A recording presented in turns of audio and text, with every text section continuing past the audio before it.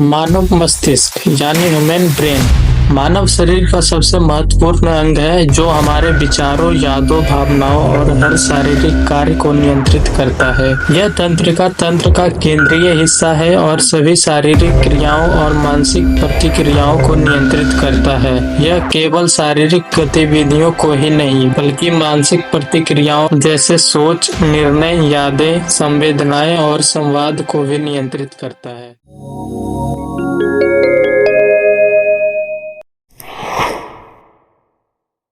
नमस्कार दोस्तों, स्वागत है हमारे एक नए वीडियो में। आज इस वीडियो में ह्यूमन ब्रेन के बारे में डिटेल जानकारी दिया जाएगा, तो वीडियो में आगे बने रहें। तो चलिए शुरू करते हैं। सबसे पहले जानते हैं मानव मस्तिष्क की संरचना यानी स्ट्रक्चर के बारे में। मानव मस्तिष्क का वजन लगभग 3 पाउंड यानी 1.5 kg होता है। यह सिर के अंदर स्कल में स्थिर होता है। मस्तिष्क 3 मुख्य हिस्सों में डिवाइडेड होता है। एक एक करके सारे के बारे में जानते हैं। पहला है सेरेब्रम, जिसको बृहद मस्तिष्क भी कहते हैं। यह मस्तिष्क का सबसे बड़ा हिस्सा है और सोचने, निर्णय लेने, संज्ञानात्मक कार्यों और फीलिंग से जुड़ी हुई होती है। इसे लेफ्ट एंड राइट हेमिस्फीयर में विभाजित किया गया है। दूसरा है सेरेबेलम, जिसको मस्तिष्क पिंड भी कहते हैं। यह मस्तिष्क के निचले हिस्से में स्थित होता है और शरीर की गति, संतुलन और कोऑर्डिनेशन के लिए जिम्मेदार होता है। तीसरा है ब्रेन स्टेम, जिसको मस्तिष्क का अवन भी कहते हैं। यह मस्तिष्क का सबसे निचले हिस्से में होता है जो मस्तिष्क और रीढ़ की हड्डी के बीच का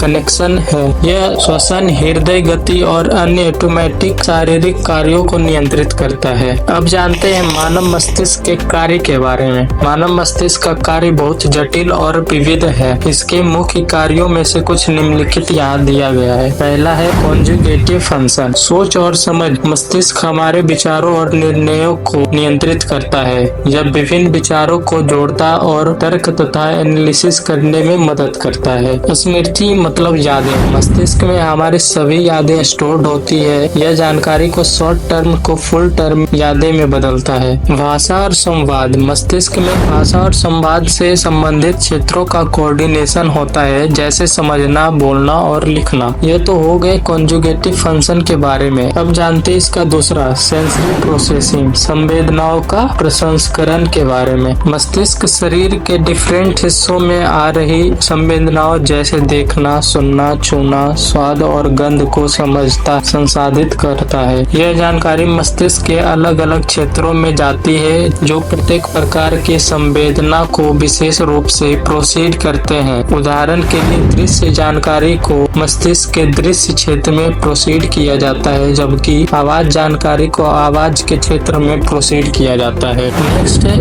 ऑटोमेटिक फंक्शन। ब्रेन स्टेम शरीर की ऑटोमेटिक क्रियाओं को नियंत्रित करता है, जैसे हृदय गति, श्वसन, पाचन और रक्तचाप। शरीर की स्थितियों का संतुलन बनाए रखने के लिए आवश्यक होता है, जैसे शरीर का तापमान और हार्मोन का स्तर। चौथा है कम्युनिकेशन एंड सोशल बिहेवियर। मस्तिष्क व्यक्ति के भावनात्मक प्रतिक्रियाओं, सामाजिक व्यवहार और अन्य लोगों के साथ संवाद करने की क्षमता को कंट्रोल करता है। इसमें मस्तिष्क को डिफरेंट पार्ट एक्टिव होते हैं, जैसे लिम्बिक सिस्टम जो भावनाओं और प्रेरणाओं से जुड़ी होती है। अब नेक्स्ट है मोटर फंक्शन। मस्तिष्क के मोटर क्षेत्रों के द्वारा शरीर की गति को नियंत्रित किया जाता है। इससे हाथ, पैर और अन्य अंगों की गति शामिल होती है। ब्रेन के लेफ्ट गोलार्ध का दायित्व शरीर के दाएं हिस्से के संचालन के लिए होता है, जबकि राइट गोलार्ध शरीर के बाएं हिस्से को नियंत्रित करता है। अब बात करते हैं मानव मस्तिष्क की कार्य प्रणाली के बारे में। पहला है नर्वस सिस्टम। मस्तिष्क तंत्र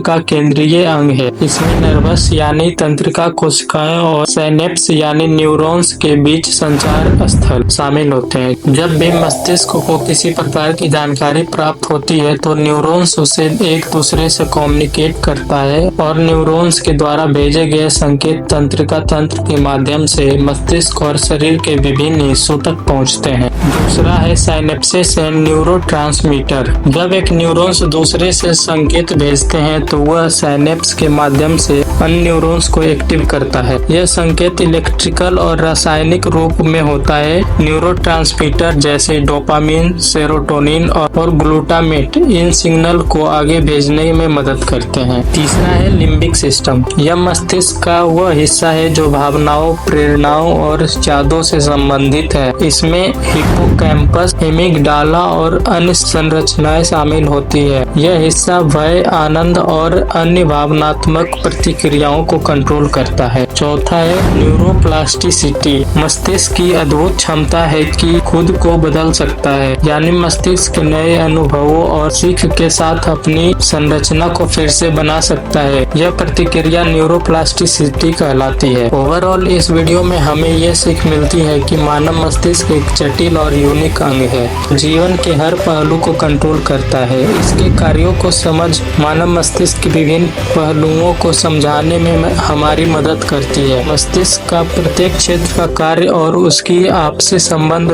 हमें यह सिखाती है कि हम कैसे सोचते हैं, महसूस करते हैं और अपनी आपस की दुनिया के साथ संपर्क करते हैं। आई होप ये वीडियो इंफॉर्मेटिव लगा होगा। यहाँ तक वीडियो में बने रहने के लिए थैंक यू।